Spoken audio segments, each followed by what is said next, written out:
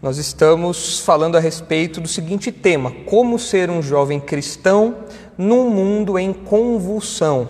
O mundo ao nosso redor tem vivido uma verdadeira convulsão social, o mundo ao nosso redor tem vivido um verdadeiro caos, caos de autoridades, caos no campo moral, caos no meio evangélico também. As pessoas têm ideias erradas a respeito do que é e do que não é o cristianismo, do que é e do que não é papel da igreja, qual é a responsabilidade, qual não é a responsabilidade do cristão diante de tudo isso que tem acontecido ao nosso redor. E hoje nós vamos caminhar um pouquinho mais nesse estudo de 1 Pedro. Hoje nós estamos continuando um estudo da semana passada, quando nós começamos a falar da relação do cristão e as autoridades, a submissão que o cristão deve ter, deve nutrir para com as autoridades.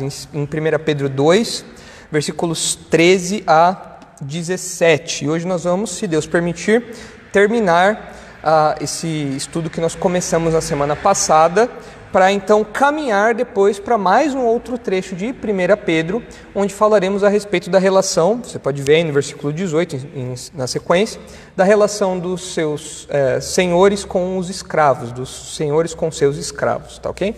Mas hoje vamos terminar então primeiro essa parte aqui do cristão e das autoridades. Vamos orar. Senhor, nós agradecemos por mais essa oportunidade de juntos estudarmos a Tua Palavra. Pedimos que o Senhor nos capacite a compreendê-la, aplicá-la à nossa realidade, ao nosso dia a dia, de modo que saibamos responder a cada um como é devido, como o Senhor espera que respondamos, de modo que tenhamos sabedoria e discernimento para ler os nossos dias e atuar de uma maneira condizente com a Sua vontade revelada na Escritura. Dá-nos atenção, dá-nos foco, porque nesses espaços digitais, nessas plataformas digitais, a nossa atenção certamente é muito fácil de ser perdida. E pedimos que o Senhor nos dê foco, concentração, e que por meio do Seu Espírito atuando em nós, o Senhor aplique essas verdades à nossa vida. E é no nome de Jesus que nós oramos agradecidos. Amém. Você que está chegando, estamos estudando 1 Pedro, capítulo 2. Vamos continuar a exposição dos versículos 13 a 17, que nós começamos na semana passada. Eu vou ler aqui o texto, vou relembrar os pontos principais da semana passada. Nós vimos 2 pontos de 4 e hoje nós vamos ver os últimos 2 pontos, ok? Então diz assim, 1 Pedro 2, versículos 13 a 17. Sujeitai-vos a toda instituição humana por causa do Senhor, quer seja o rei como soberano, quer as autoridades como enviadas por ele, tanto para castigo dos malfeitores, como para louvor dos que praticam o bem. Porque assim é a vontade de Deus, que pela prática do bem façais emudecer a ignorância dos insensatos. Como livres que sois, não usando todavia a liberdade por pretexto de malícia, mas vivendo como servos de Deus. Tratai todos com honra, amai os irmãos, temei a Deus, honrai o rei. Então, na semana passada, nós começamos o estudo dessa passagem, desses versículos, e nós dissemos que esse texto nos ensina que o comportamento exemplar do cristão é expresso em submissão às autoridades. O comportamento exemplar do cristão é expresso em submissão às autoridades. E nós mencionamos essa questão do comportamento exemplar porque essa foi a instrução que Pedro nos deu no nosso primeiro estudo, quando ele falou que o cristão, mesmo sendo um peregrino, um viajante neste mundo, deve manter uma conduta exemplar, de modo que aqueles que maldizem o cristianismo, que difamam os cristãos, devem ver a nossa postura, o nosso comportamento exemplar e assim serem desmontados, ter os seus argumentos maliciosos desmontados, de maneira que o nosso testemunho é um testemunho poderoso por meio das nossas ações. Então, por isso nós precisamos ter um comportamento exemplar nesse mundo como cristãos. E isso era importante, como nós já vimos, Pedro começa mencionando essa esfera porque os não crentes faziam difamações, falsas acusações dos crentes para as autoridades. De modo que os cristãos tinham que se defender defender, de modo que os cristãos tinham que responder a isso e mais. Os cristãos, talvez entendendo que eles não eram desse mundo, eles poderiam então se rebelar contra as autoridades e ser contra a ordem das coisas aqui, o modo como as coisas funcionam, as instituições governamentais aqui. Então Pedro realça, não, o comportamento de vocês tem que ser exemplar no que diz respeito às autoridades. E nós vimos que existem 4 razões para o crente sujeitar-se às autoridades. Quais são essas 4 razões? Em primeiro lugar, nós já estudamos na semana passada, nós precisamos nos sujeitar às autoridades porque Deus criou hierarquias. Isso está no versículo 13, quando Pedro usa a palavrinha hipotasso, o verbo sujeitar-se, que é um verbo que marca seções de 1 Pedro, como nós vimos na semana passada. E nós vimos que Deus, na sua criação, imprimiu em várias áreas, em várias esferas de relacionamento, o conceito, a ideia de hierarquias, dentro da família, dentro da igreja, dentro das relações da sociedade, chefes e funcionários, governos e pessoas comuns, cidadãos comuns. Então, todas essas realidades mostram para nós que existe uma hierarquia que Deus colocou no mundo quando o mundo foi criado. E nós, como cristãos, devemos então nos sujeitar às autoridades porque Deus criou hierarquias. E o modo de agradar a Deus é nos sujeitando a essas hierarquias. Nós também vimos, e nós paramos aqui na semana passada, que nós devemos nos sujeitar às autoridades também como cristãos, porque as autoridades são agentes da justiça de Deus. O texto de Pedro, bem como o texto de Romanos, capítulo 13, que nós estudamos na semana passada, mostra para nós que a autoridade tem a função primária, primordial, essencial de punir o mal e exaltar o bem. Então nós comentamos a respeito disso, que a autoridade é um instrumento de vingança do próprio Deus. Ou seja, nós às vezes somos injustiçados, o mal prevalece e certamente no futuro Deus trará juízo sobre tudo isso. Mas desde agora, uma das ferramentas que Deus usa para corrigir o mal, para punir o mal e para trazer alguma vingança, por assim dizer, à injustiça, é por meio das autoridades. É isso que Paulo fala em Romanos 13, que as autoridades são vingadoras de Deus. Nós vimos a questão da espada, que as autoridades têm o poder ali, otorgado por Deus no uso da violência, ou seja, no uso da espada como até pena capital, algo muito sério, mas que mostra a importância, o papel e a autoridade que os governantes têm. E nós vimos que isso implica também no pagamento de impostos, como Paulo fala lá em Romanos capítulo 13. Então, tudo isso engloba a realidade de que as autoridades são agentes da justiça. E na semana passada, uma coisa que eu mencionei, que eu gostaria de reforçar, é que muitas pessoas às vezes tentam tirar das autoridades o poder, a autorização do uso da força, o poder usar a força. A violência. As pessoas pensam, não, as autoridades devem ser pacíficas, elas devem ser totalmente livres aí de qualquer uso de violência. Mas esse conceito não é um conceito bíblico, já que as autoridades, de acordo com o que Paulo fala em Romanos 13, fazem uso da espada. E como eu mencionei, a espada não serve para fazer carinho em ninguém, a espada serve para cortar o pescoço da pessoa, né? Especialmente naqueles dias em que Paulo escreve aos Romanos e nos dias que Pedro está escrevendo aqui, era uma figura conhecida das pessoas. Inclusive, nós precisamos lembrar que quando Cristo retornar para estabelecer o seu reino milenar aqui, nós precisamos lembrar que Jesus não vai ficar ali dialogando com seus inimigos. O texto fala que ele regerá as nações com cetro de ferro.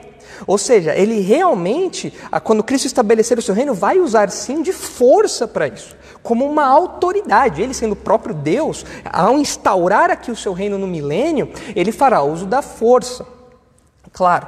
Agora, é evidente que muitas vezes as autoridades abusam da força, como aconteceu recentemente ali no caso do George Floyd nos Estados Unidos. Houve um abuso de força ali, já que o rapaz estava já rendido, não tinha mais o que ele fazer ali, devia haver um tato maior do policial. Mas nós aprendemos na semana passada que os abusos das autoridades não devem servir como matéria de vingança para o homem.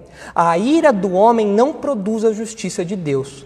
Os excessos na mordomia dos recursos que as autoridades fazem, né? A mordomia que as autoridades têm, o modo como elas administram a sua força, até mesmo a violência, isso um dia será cobrado pelo próprio Deus, já que as autoridades, Paulo fala em Romanos 13, são ministras de Deus, são servas de Deus. Então nós aprendemos tudo isso na semana passada. Se você tem alguma dúvida, volta lá no vídeo, porque nós precisamos caminhar agora para um outro tópico, ainda dentro desse segundo ponto, onde nós vemos que as autoridades são agentes da justiça. E por que nós precisamos caminhar mais um pouquinho em cima disso? Nós vimos lá em Romanos, fala que as autoridades são as servas de Deus para punir o mal e exaltar o bem. Pedro enfatiza isso aqui também no versículo 14, quando ele fala que as autoridades são enviadas para castigo dos malfeitores e louvor dos que praticam o bem. Pedro e Paulo estão enfatizando a mesma realidade, o mesmo papel das autoridades aqui. Mas muitas pessoas defendem que quando um líder, quando um rei, quando um presidente, quando um governante, quando uma autoridade inverte essa função, ou seja, começa a punir o bem e exaltar o mal, algumas pessoas defendem que essa autoridade, então esse governante, ele não é mais um governante legítimo. Ele não está lá agora por vontade de Deus. Perigosa essa consideração. E por que isso não parece verdadeiro? Porque nós precisamos entender que até mesmo os maus governantes são colocados naquela posição pelo próprio Deus. Nós falamos um pouco disso na semana passada. O próprio Deus no Antigo Testamento levantou reis maus, reis cruéis, para trazer juízo sobre seu povo. Nós não entendemos todas as nuances dos planos de Deus com isso, mas nós sabemos que isso acontece. Toda autoridade é colocada em posição de autoridade pelo próprio Deus. Inclusive aqueles que, de maneira impiedosa, de maneira injusta, invertem a função essencial das autoridades, que é punir o mal e exaltar o bem. Mas quando uma autoridade faz isso, quando um governante faz isso, ela não deixa de ser uma autoridade colocada ali por Deus. Isso não torna Deus culpado por aquilo que aquela autoridade faz, fazendo de Deus um carrasco, fazendo de Deus um tirano, cuja autoridade é mera marionete nas mãos de Deus, não é isso. Mas nós aprendemos que as palavras de Pedro e as palavras de Paulo quanto à sujeição às autoridades foram escritas num tempo onde os governantes eram maus, onde os governantes eram conhecidos pela sua imoralidade. E é nesse contexto que Pedro e Paulo falam, vocês devem se sujeitar às autoridades. Não há uma condicional aqui, sujeitem-se às autoridades apenas se, não. Pedro e Paulo falam, sujeitem-se às autoridades. A função delas é punir o mal e exaltar o bem. Elas podem não fazer isso, e um dia elas serão cobradas por isso como servas de Deus. Mas elas estão ali, elas foram colocadas por Deus, portanto sujeitem-se a elas. Só para ilustrar como o contexto onde Pedro escreve era um contexto onde os imperadores, os governantes eram reconhecidos pela sua imoralidade. Eu trouxe aqui um trechinho do livro do professor Franklin Ferreira, que chama Contra a Idolatria do Estado. Esse livro tem uma parte em que ele menciona, justamente comentando o texto de Romanos 13, ele descreve como Nero era conhecido em seus dias, como o imperador Nero era conhecido em seus dias. Lembre-se que Nero é o imperador que vai deflagrar uma grande perseguição aos cristãos próximo dos dias de Pedro, aqui, essa perseguição. Então Nero já era uma figura conhecida ali daqueles dias. Veja aqui então como era a vida moral do imperador Nero. O crime dele que nós mais conhecemos é ele ter supostamente ali incendiado Roma e colocado a culpa nos cristãos de maneira difamatória, fazendo uma denúncia que não era verdadeira. Entretanto, a vida particular desse homem era terrível. E Pedro fala, sujeitem-se às autoridades. Certamente, Pedro não está falando que Nero não era uma autoridade legítima. Inclusive, Pedro usa aqui o termo, vocês devem se sujeitar ao rei como soberano. Talvez uma referência ao próprio imperador aqui. Veja como era a vida do imperador Nero. Veja aqui. Vejamos o que Suetônio escreve sobre Nero. O Suetônio é o autor de A Vida dos 12 Césares. É um livro que, se não me engano, você encontra em português para ler. E veja aqui o trechinho que o professor Franklin Ferreira traz. A petulância, a libertinagem, o luxo, a avareza e a crueldade foram vícios a que se entregou a princípio, gradualmente, às ocultas, como desvios da juventude. Pouco a pouco, porém, com o crescer dos vícios, abandonou as brincadeiras e os mistérios, e sem a preocupação de dissimular, deu livre curso aos mais incríveis excessos. Sem falar das relações sexuais com homens livres e de suas libidinagens com mulheres casadas, deflagrou uma virgem vestal, rúbia, como muito pouco faltou para que não desposasse a sua liberta Ateia. Com essa intenção, subornara personagens consulares para que jurassem ser ela oriunda da estirpe real. Esforçou-se mesmo por transformar em mulher, arrancando-lhe os testículos, o jovem esporo. Carregou em rédea pompa, observando todos os ritos esponsalícios, e o tratou como verdadeira mulher. Veja o grau de depravação desse homem. Ele quis transformar um homem em uma mulher para satisfazer os seus desejos e desfilar com esse homem por aí. Paramentou Esporo com os adornos das imperatrizes, conduziu-o em liteira e o acompanhou às assembleias e aos mercados na Grécia, e mais cobrindo-o a cada passo de beijos. Ninguém duvida que tenha desejado coabitar com a sua própria mãe, e que desse intento tenha sido dissuadido pelos próprios inimigos dessa mulher feroz e difícil de ser contida, sob o temor de que se viesse a prevalecer daquele gênero de prestígio, sobretudo depois que ele admitira entre as suas concubinas uma cortesã que parecia muito, disse com Agripina. Narra-se inclusive que toda vez que andava em liteira com sua mãe, satisfazia com ela seus apetites incestuosos e provava esse fato com as manchas apresentadas em suas vestes. Veja aqui ao ponto que o Nero chegou. Um homem imoral, de baixíssima moral, mas que estava na maior posição dos seus dias.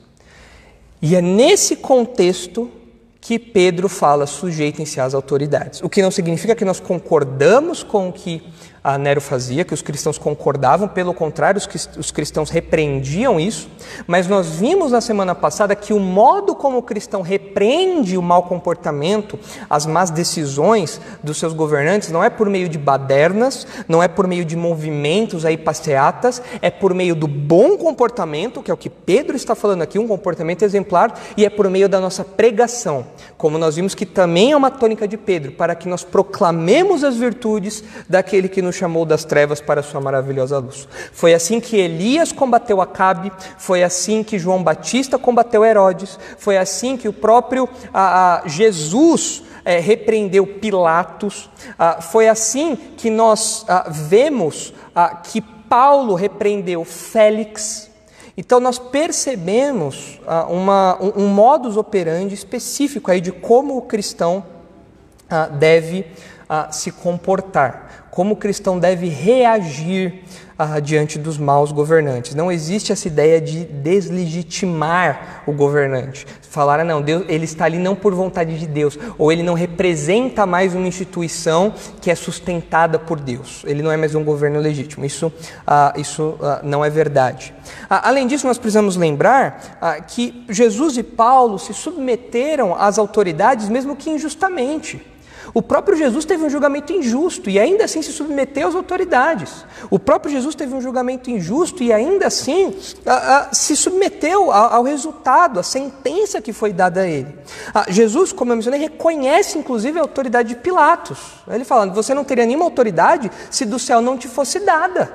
Então nós percebemos que o entendimento do próprio Senhor Jesus e dos apóstolos aqui de Paulo e de Pedro aqui é que nós devemos nos sujeitar às autoridades mesmo discordando das decisões que elas tomam. Nós não podemos falar que elas não são legítimas, que elas não têm o poder que Deus dá a elas como uma instituição controlada e sustentada pelo próprio Deus. Além disso, nós não vamos ler agora, mas vocês podem ler depois, em Atos 23, capítulo 5, nós vemos que Paulo está preso e diante de um julgamento ali do Sinédrio, ele profere uma palavra irreverente contra o sumo sacerdote, que era um sumo sacerdote injusto também no seu julgamento, era um ímpio ali. Paulo fala com irreverência, então ele leva um soco na boca e é repreendido pelo guarda como que falando, olha, você não fale assim como sumo sacerdote. E o que Paulo fala? Não, ele não é mais uma autoridade instituída por Deus. Não. Paulo fala, desculpe. Eu sei, eu não quis ser irreverente, porque está escrito, você deve honrar aí os escolhidos de Deus, o ungido de Deus, o sumo sacerdote ocupando uma função primordial na liderança do povo. Então Paulo se sujeita às autoridades, mostra reverência diante de uma autoridade injusta, inclusive. E Pedro, mais para frente aqui em 1 Pedro 2,18, ele mostra que nós devemos nos submeter aos senhores, os servos se submeterem aos seus senhores, mesmo quando eles forem maus senhores. Veja o que diz 1 Pedro 2,18, servos, sede submissos com todo temor ao vosso Senhor, não somente se for bom e cordato, mas também ao perverso. Então essa ideia de que a autoridade pode perder a sua legitimidade, portanto o cristão não deve mais obedecê-la ou sujeitar-se a ela, essa ideia não condiz com o ensino bíblico de Romanos e de 1 Pedro. Nós devemos então abandonar esse conceito. Pedro está falando, sujeitem-se às autoridades. Mas Pedro é Nero. Ele é autoridade instituída por Deus, ele foi colocado ali pelo próprio Deus. Nós vamos falar daqui a pouquinho sobre, é claro, os momentos em que o cristão tem autorização e até ordem para desobedecer às autoridades. Nós vamos falar disso. Mas, por enquanto, guarde essa informação sobre a sujeição às autoridades. Bom, como eu já mencionei, nós devemos responder às más autoridades que fazem essa inversão de valores com a pregação, com o bom comportamento. Mas nós podemos também fazer uso dos recursos legais que nós temos. Nós temos à nossa disposição, como cidadãos, nós temos uma gama de recursos legais, de maneira que nós podemos nos pronunciar contra as autoridades, falando, olha, isso aqui é errado. Nós vemos Paulo usando isso a seu favor em diversas ocasiões. Paulo era um cidadão romano, em determinado momento ele estava ali, prestes a levar uma surra ali das autoridades, ele fala, olha, como que você vai bater em um cidadão romano sem o devido julgamento? E aí o guarda romano fica, opa, mas peraí, como assim eu vou bater nele se ele é romano? Eu não posso, ele tem direitos. E então Paulo é levado ali para o julgamento e depois ele ainda apela a César, que na época seria o equivalente a sair de uma instância e ir para outra, sair da instância local e ir para o que seria o STF da época no Império Romano. Então Paulo usa dos recursos legais que ele tem à sua disposição para fugir, é claro, de julgamentos injustos e para aproveitar isso e pregar o Evangelho. Esse era o objetivo principal do apóstolo Paulo, levar o Evangelho até Roma, né? E usou os recursos legais à sua disposição para chegar até Roma fugindo de julgamentos injustos. Então nós temos recursos legais. Agora vejam, quando esses recursos legais falham, o que o crente faz? O crente confia em Deus. Não há mais o que fazer. Não há mais o que fazer porque nós devemos lembrar que a justiça, a minha ira não faz a justiça de Deus. De forma que eu não posso tentar resolver a situação com as minhas próprias mãos. Eu tenho que confiar que se não agora, ao menos no futuro, Deus trará juízo e vingança sobre a injustiça. Muito bem, então com isso nós fechamos aí esse segundo ponto que nós abrimos na semana passada, que o crente deve se sujeitar às autoridades, porque as autoridades são agentes da justiça, punindo o mal e exaltando o bem, louvando o bem. O terceiro motivo pelo qual o crente deve se sujeitar às autoridades é porque o crente não é dono de si mesmo. Aí na semana passada, quando eu mencionei um resuminho desse ponto, eu creio que eu não tenha passado para vocês realmente o que o autor aqui quis dizer. Então prestem atenção agora para clarear a ideia do que o versículo 16 nos diz. Olha só. Versículo 15 diz: porque assim é a vontade de Deus, que pela prática do bem faças emudecer a ignorância dos insensatos, né? Ou seja, vocês praticando o bem, vocês tendo um comportamento exemplar, vocês estão condizentes com o padrão de justiça, que deve ser elevado, que deve ser louvado, que deve ser aprovado. Então vocês estão agindo em conformidade com isso, e com isso vocês anulam as difamações que são faladas contra vocês. E aí no versículo 16 nós aprendemos que o crente deve se sujeitar às autoridades porque ele não é dono de si mesmo. Veja o que diz o versículo 16, olha só. Como livres que sois, não usando, todavia, a liberdade por pretexto de malícia, mas vivendo como servos de Deus. Pedro fala que o cristão é alguém livre e o crente deve viver como alguém livre. Afinal, livre de quê? Bom, pelo contexto de Pedro, nós entendemos que a liberdade que Pedro diz aqui é uma liberdade no campo espiritual. É uma liberdade no sentido de que o cristão é livre do domínio do pecado. O cristão está livre do domínio das trevas. Ele foi resgatado das trevas para a luz. O cristão está livre de um sistema, ele está liberto, ele foi liberto de um sistema de pensamento contrário a Deus. De um sistema de pensamento imoral, de um modus operandi, de um funcionamento do mundo que é imoral. Os incrédulos estão sujeitos a isso. E nós, antes de nos convertermos, o crente, antes de se converter, ele está sujeito a esse mundo mal, esse sistema de pensamento contrário a Deus. Ele é escravo do pecado. Veja comigo 2 versículos que ressaltam essa realidade. O primeiro está nas palavras do próprio Jesus, em João capítulo 8, versículo 32. O crente é livre, livre do domínio do pecado, livre do domínio desse mundo mal. O crente não é mais escravo do pecado, ele não é mais escravo da imoralidade, ele não é mais escravo desse sistema de pensamento contrário a Deus. Veja o que Jesus diz em João 8, 32. Diz assim: e conhecereis a verdade, e a verdade vos libertará. Responderam-lhe: somos descendência de Abraão, e jamais fomos escravos de alguém. Como dizes tu, sereis livres? Replicou-lhe Jesus: em verdade vos digo, todo o que comete pecado é escravo do pecado. O escravo não fica sempre na casa, o filho sim, para sempre. Se, pois, o filho vos libertar, verdadeiramente sereis livres. Diante aqui do comentário arrogante, né, dos judeus que falavam: nós não somos escravos de ninguém, sendo que eles estavam sujeitos ao Império Romano na época, né, mas eles eram todos orgulhosos, né? Jesus fala: na verdade vocês são escravos do pecado. E quando você crê no Filho, a própria verdade encarnada, você é liberto da escravidão do pecado, você é liberto da escravidão da imoralidade, você é liberto da cegueira espiritual, você é liberto do domínio das trevas. Parece que é essa liberdade que Pedro tem em mente, lá em 1 Pedro. Veja também Efésios capítulo 2, onde Paulo reforça esse domínio que nós estávamos, sob o qual nós estávamos, mas que o cristão foi liberto. Efésios 2, versículo 1, diz assim: ele vos deu vida, estando vós mortos nos vossos pecados, nos quais andastes outrora, segundo o curso deste mundo, segundo o príncipe da potestade do ar, do espírito que agora atua nos filhos da desobediência,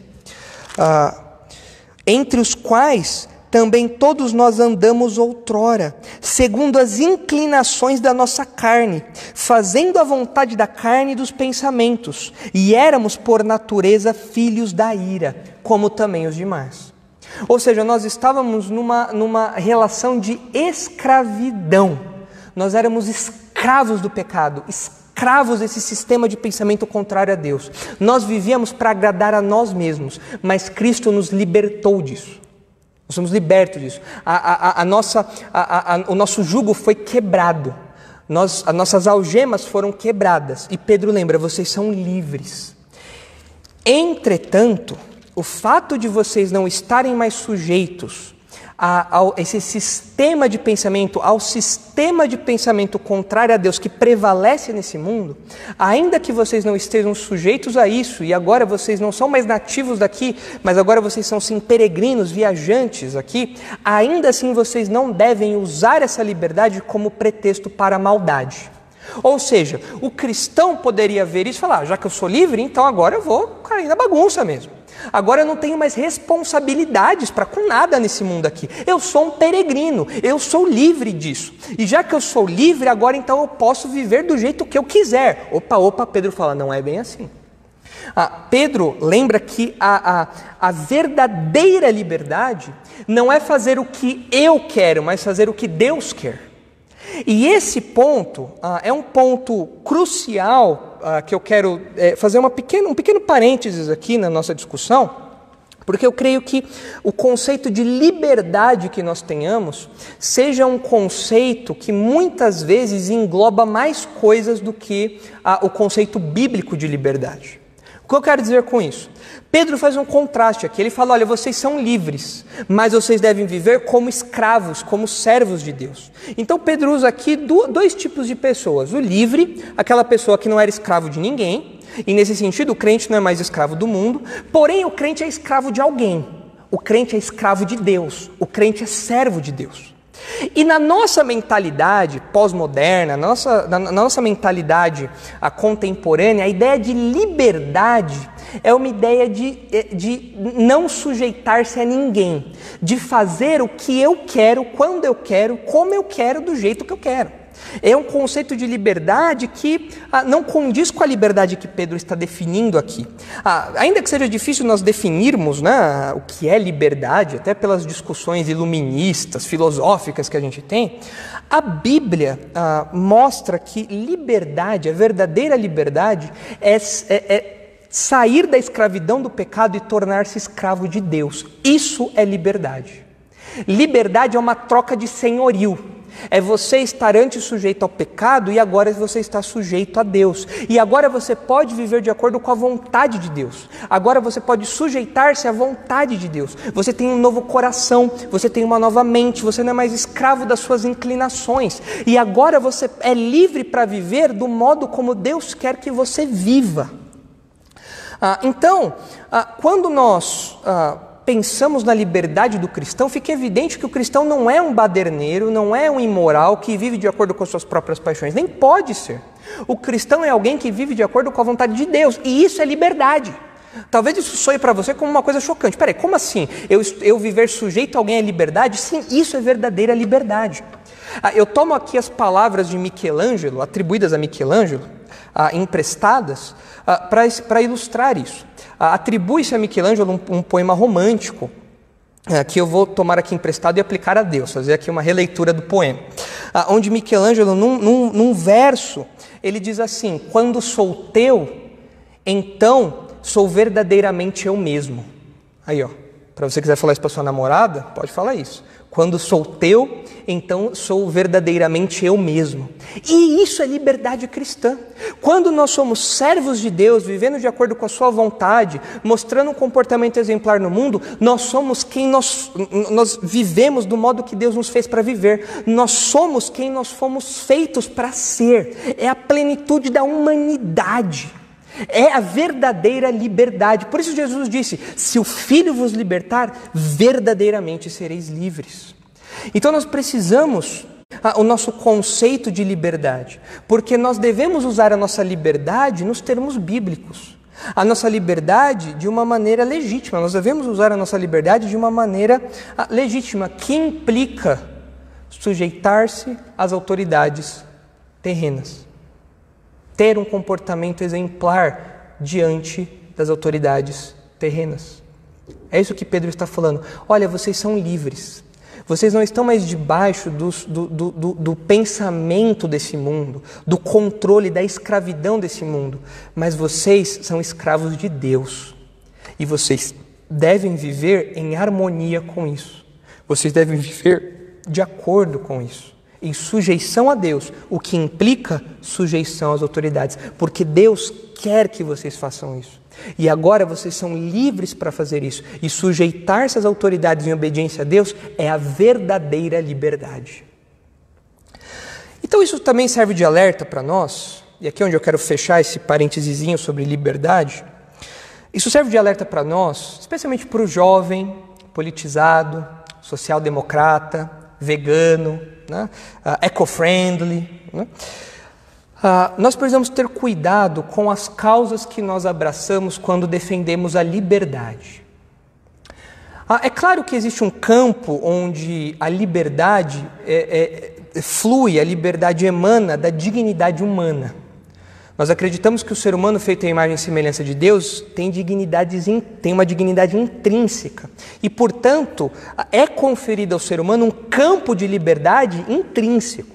Aliás, ao longo da história, os cristãos, ao contrário do que o seu professor marxista de história fala, os cristãos foram os que mais lutaram pela liberdade no mundo antigo.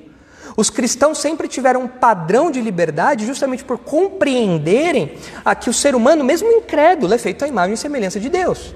Então essa ideia de que o cristão é alguém que oprime, o cristão é alguém que vive sob opressão, isso é mentira, é justamente o contrário. O cristão é quem verdadeiramente entende todas as implicações da liberdade, da verdadeira liberdade em Cristo. Mas é claro que existe um campo onde crentes e não crentes partilham de liberdade por sermos feitos à imagem e semelhança de Deus. Mas cuidado, jovem cristão politizado social-democrata.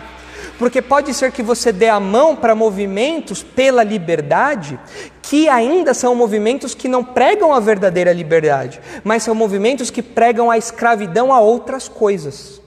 Às vezes você fala, eu quero a liberdade, vamos pela liberdade de todos, mas na verdade é a escravidão ao pecado. Então nós precisamos ser astutos como as serpentes. Aí você fala, não pastor, mas isso não pode acontecer. Pode. Quer ver um exemplo? O próprio Pedro nos dá um exemplo disso em 2 Pedro capítulo 2, versículos 17, quando ele fala dos falsos mestres. Olha aqui o que ele fala, 2 Pedro 2, 17, ele diz assim, esses tais, falando dos falsos mestres, esses tais são como fontes sem água, como névoas impelidas por temporal. Para eles está reservada a negridão das trevas. Porquanto, proferindo palavras jactanciosas de vaidade, engodam com paixões carnais por suas libertinagens aqueles que estavam prestes a fugir dos que andam no erro. Veja o versículo 19, o que esses homens fazem? Prometendo-lhes liberdade, quando eles mesmos são escravos da corrupção, pois aquele que é vencedor. O que eles prometem? O que os falsos mestres prometem? Liberdade. Mas na verdade, eles são escravos da própria corrupção. E muitas vezes o jovem se ilude com os discursos de liberdade do mundo, não só dos falsos mestres, mas do mundo em geral, acreditando que nós estamos falando da mesma liberdade. No campo, mas na mesma linguagem, e não é. Às vezes a liberdade que o mundo prega é uma liberdade, é uma escravidão ao pecado travestida de liberdade. E o cristão deve ser atento a isso. E o cristão deve ser sagaz e não se iludir com esses discursos bonitinhos que nós vemos por aí. Nós precisamos ser conhecedores da Escritura e nós precisamos também saber ler o nosso tempo, sermos vigilantes àquilo que chega até nós. Isso reforça o ponto que eu mencionei, que o cristão deve sujeitar-se às autoridades porque ele não é dono de si mesmo. Como Pedro fala aqui, vocês são livres, mas vocês são escravos de Deus. E Deus manda que vocês se sujeitem às autoridades. Portanto, sujeitem-se às autoridades. Isso não é falta de liberdade, é o contrário. É justamente a verdadeira liberdade, que é ser feito escravo de Deus, servo de Deus. Nós estamos vivendo como Deus quer, como Deus nos fez para vivermos. Isso é verdadeira liberdade. É como o exemplo, já antigo, do peixinho dourado. O peixinho dourado vive dentro da água, ele vive dentro de um aquário com água. A liberdade do peixinho tem limites, é óbvio, ele precisa da água para desfrutar da sua liberdade. Se o peixinho dourado de revolução, junto com outros peixinhos dourados, falam, peixinhos dourados matter, e vai lá e tal, e eles decidem todos pularem do aquário e viverem no concreto, eles vão morrer. Porque eles não estão desfrutando de verdadeira liberdade fora da água. A água é um limitador de liberdade. O peixe foi feito para viver dentro da água. E o crente, e o ser humano? O ser humano foi feito para viver dentro da vontade de Deus. E é dentro dos limites da vontade de Deus que o ser humano é verdadeiramente livre, que o ser humano é verdadeiramente humano, plenamente humano, vamos dizer assim, né?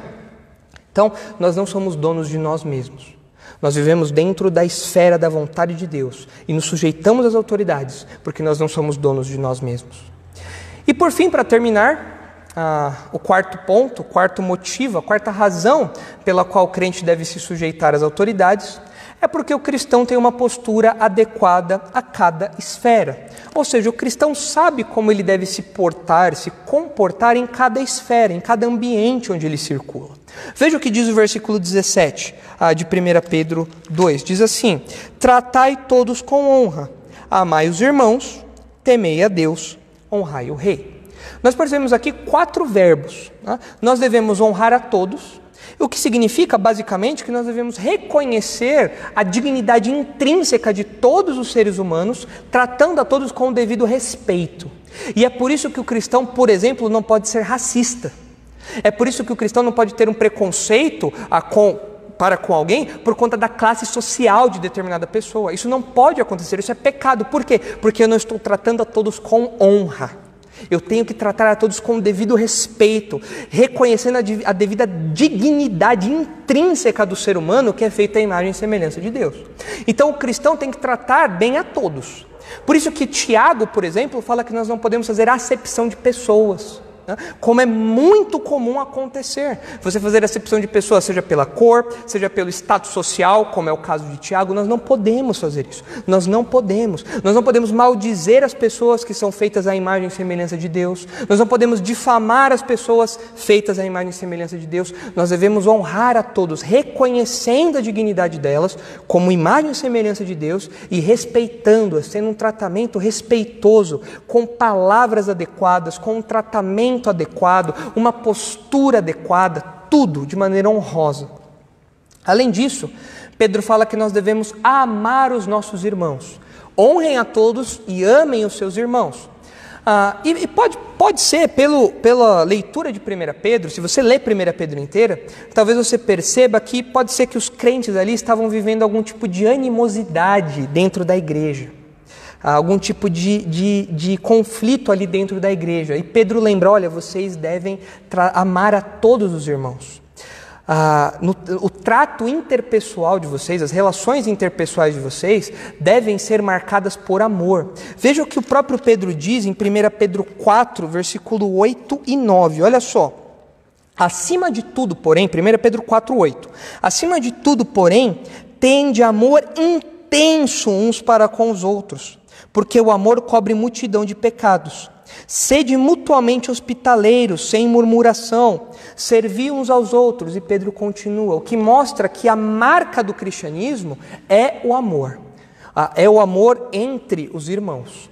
Essa, aliás, é a marca que o próprio Jesus disse. Os outros saberão que vocês são meus discípulos, Jesus disse em João capítulo 13, os outros saberão que vocês são meus discípulos se vocês amarem uns aos outros. Essa é a marca do cristão. Agora note, aqui eu quero fazer uma pontinha com os nossos dias. O amor cristão tem sido confundido com abobalhamento do cristão. O cristão ama, mas o cristão não é bobo. O que eu quero dizer com isso? O amor que é pregado hoje, que o cristão deve amar uns aos outros, é um amor que aceita tudo. É um amor que abaixa a cabeça para os erros. É um amor que aceita o pecado no seio da igreja. É um amor que acha que você pode fazer o que você quiser, que não haverá consequência nenhuma, porque Deus é amor, o atributo supremo de Deus é amor e Deus aceita todos. É uma distorção do que é o amor bíblico, e nós não podemos aceitar isso. O mundo distorce o que é amor. O mundo distorce o que é verdadeiro amor. Para o mundo, amar é você aceitar, não é nem você respeitar, é você aceitar como verdadeiro, legítimo e saudável as pessoas fazerem o que elas quiserem. Isso é amar. Mas esse não é o conceito de amor bíblico, porque o conceito de amor bíblico com o qual eu devo amar os meus irmãos é um amor que repreende quando há erro, é um amor que exorta quando há pecado, É um amor que consola e que encoraja quando há dificuldades. Isso seria muito importante para os leitores de 1 Pedro, já que eles estavam passando por algum tipo de perseguição e precisavam de um encorajamento. Então o verdadeiro amor encoraja, o verdadeiro amor não é indiferente às dificuldades dos nossos irmãos. O verdadeiro amor serve uns aos outros por meio dos dons que Deus nos dá, por meio dos recursos que Deus nos dá. E o verdadeiro amor perdoa. Muito importante nós resgatarmos um conceito bíblico sobre o amor cristão, que tem sido abobalhado, banalizado dentro e fora da igreja. O mundo tem assumido uma definição de amor falando que Jesus ama a todos, que Deus ama a todos, e desvirtuando o que é o amor. O amor corrige, o amor mostra a verdade. O amor repreende quando necessário. É esse amor que nós precisamos ter uns pelos outros. Mas, além de honrar a todos e amar os irmãos, Pedro termina aqui esse versículo falando de 2 outros tratamentos. Nós devemos temer a Deus e honrar o rei. E essa distinção sutil de palavras, não é tão sutil, mas essa distinção de palavras nos ensina que realmente o cristão sabe se comportar, ele sabe como se portar dentro de cada esfera por onde ele anda. Essa distinção mostra que nós devemos temer a Deus no sentido de nutrir um medo, sim, um medo reverencial, profundo medo reverencial diante de Deus, o que nos induz a uma vida de santidade. O próprio Pedro enfatiza isso em 1 Pedro 1,17. Veja só. Ora, se invocais como Pai aquele que sem acepção de pessoas julga segundo as obras de cada um, portai-vos com temor durante o tempo da vossa peregrinação. Ou seja, se vocês falam que Deus é Pai de vocês, então vivam em temor, em medo. Vocês devem ter medo diante de Deus. Um medo que nos coloca numa postura de reverência. Um medo que nos coloca numa postura de profundo respeito. Eu me lembro, anos atrás, quando eu era menor, eu tinha medo do pastor Marcos. E o pessoal brincava disso, porque na época eu já gostava da Isabela. Então o pessoal já misturava tudo para fazer piada de mim. E eu me lembro certa vez que nós estávamos na porta aqui do salão de cultos da igreja, e o pessoal, sabendo que eu tinha medo do pastor Marcos, eu era pequeno ainda, o pessoal fez o quê? O pastor Marcos chegou e aí o pessoal falou: ih, Nicolas, olha o pastor aí. O pastor Marcos ouviu, virou para mim e fez bu. E o pessoal caiu na gargalhada, porque eu fiquei sem saber como reagir, é óbvio, né? Eu quero ser sogro dele e eu tenho medo dele, ele é meu pastor, o que eu faço aqui agora? Né? Eu quero ser genro dele, né? O que eu vou fazer aqui agora? Mas essa postura que eu tinha na época, né? O pastor Marcos para mim tinha uma cara fechada, a barba dele era bem pretinha ainda assim, né? Ele era bem sério, quebrava púlpito, né? Ficava meio assim. Essa postura de reverência, de um medo reverencial, que você escolhe bem as palavras, não com uma falsa liturgia ou com uma hipocrisia, mas com realmente uma preocupação em referir-se da maneira adequada à pessoa.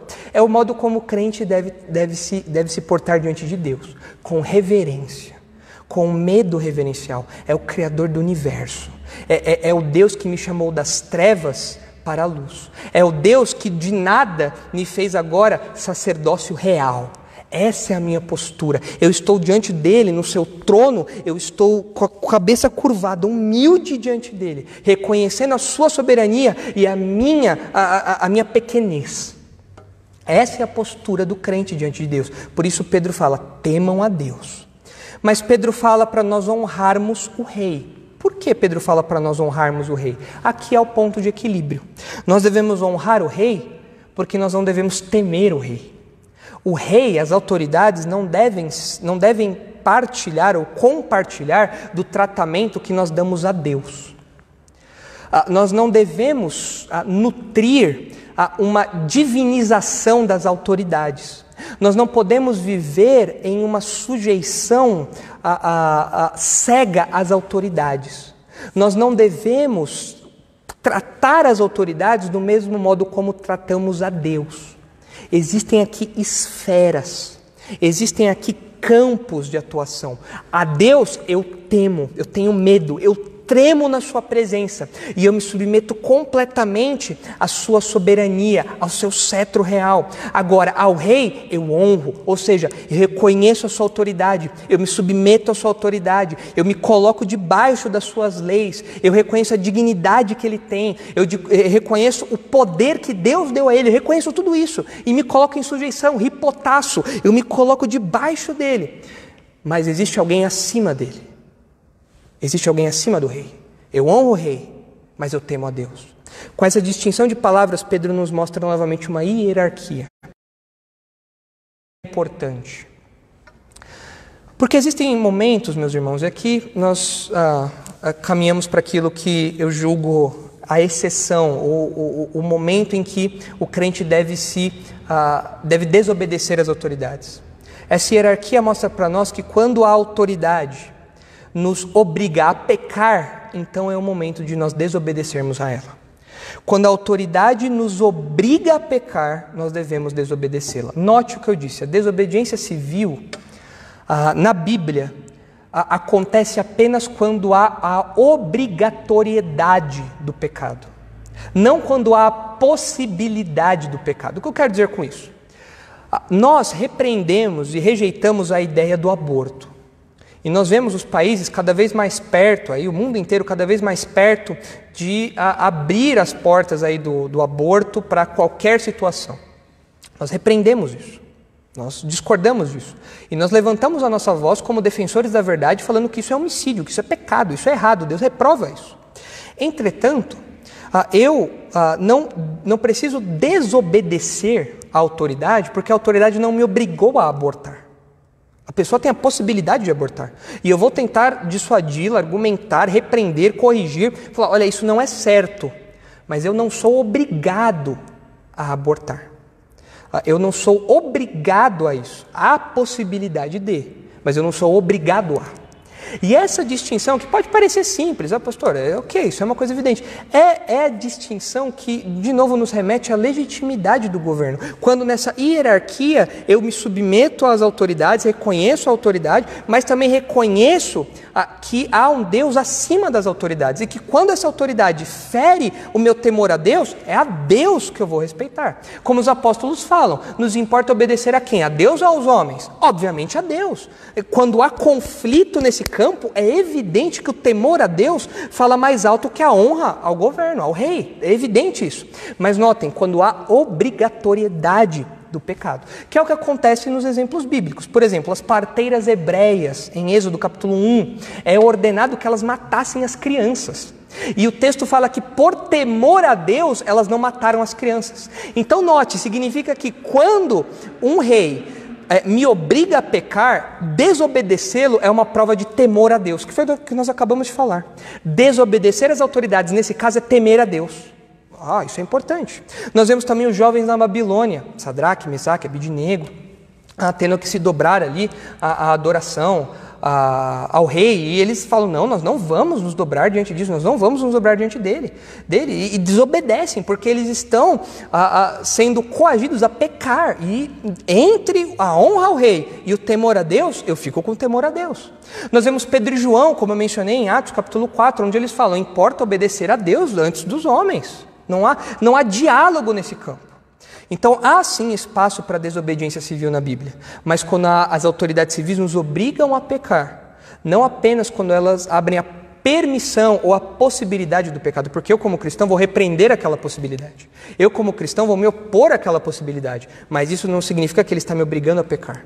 É claro que no futuro isso abre espaço para que a obrigação possa acontecer, e aí é onde eu vou desobedecer civilmente, aí é onde eu vou deixar a esfera da honra ao rei num plano e vou honrar o meu compromisso com Deus, temendo a Deus e desobedecendo a autoridade civil, quando há um conflito dessas esferas. E aí talvez você pergunte assim, mas pastor, diante de tudo isso que a gente viu, será que um governo com leis perfeitas, uma Constituição redondinha, um Código do Consumidor perfeitinho, será que um sistema penal redondinho, será que isso resolveria o problema dos reis, dos governantes, das nações ímpias? Resposta: não. Não.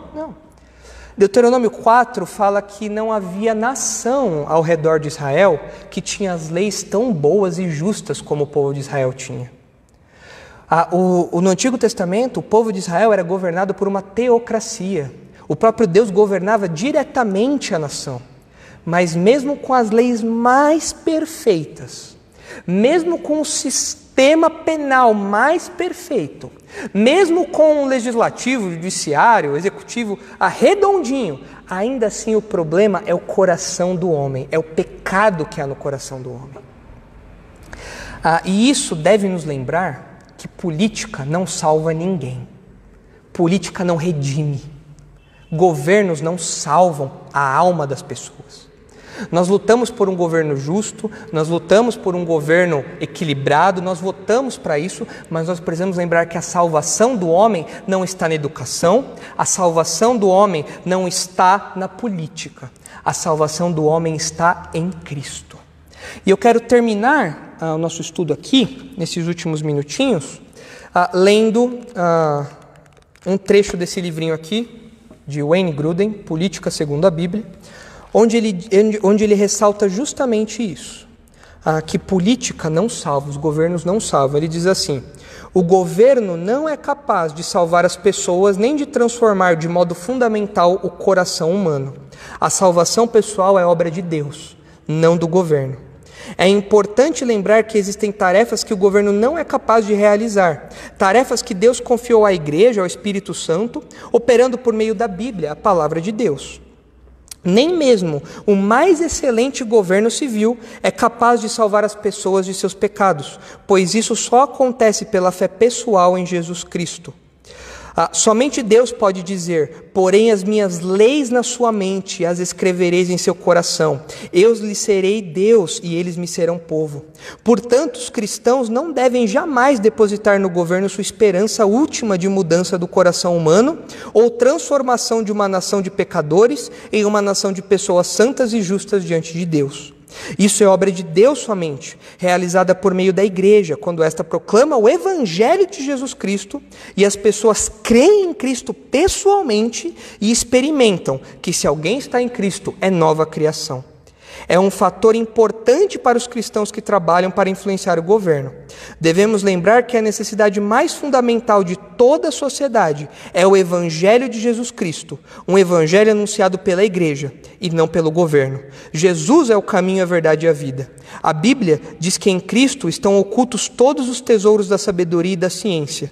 Somente por meio de Jesus as pessoas podem verdadeiramente conhecer a Deus e viver de modo que agrade a Ele.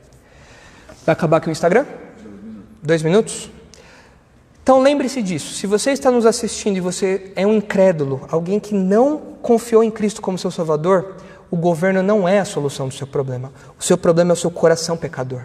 Reconheça o seu estado de distanciamento de Deus, a ira que Deus tem sobre o pecado, e reconheça que Jesus morreu na cruz, no lugar de pecadores, para que nós, enfim, pudéssemos ser verdadeiramente livres, libertos do pecado, livres para obedecer a Deus e viver aquilo que Deus realmente quer para o ser humano. Isso é algo que o governo não pode fazer, e nós não podemos depositar a nossa esperança em governos. Assim nós terminamos a nossa exposição aqui desses versículos, relembrando que o comportamento exemplar do cristão é expresso em submissão às autoridades. 4 razões para a submissão às autoridades. Em primeiro lugar, porque Deus criou hierarquias. Em segundo lugar, porque as autoridades são agentes da justiça. Em terceiro lugar, porque o crente não é dono de si mesmo. E em quarto lugar, porque o cristão tem uma postura adequada a cada esfera. Que Deus abençoe vocês. Não se esqueça de nos acompanhar nas próximas lives da Igreja Batista Redenção, amanhã, no domingo, e também na quarta-feira, e o nosso canal do YouTube, onde tem lá material do departamento infantil para você e seus filhos acompanharem. Que Deus abençoe vocês. Nos vemos no próximo Darash.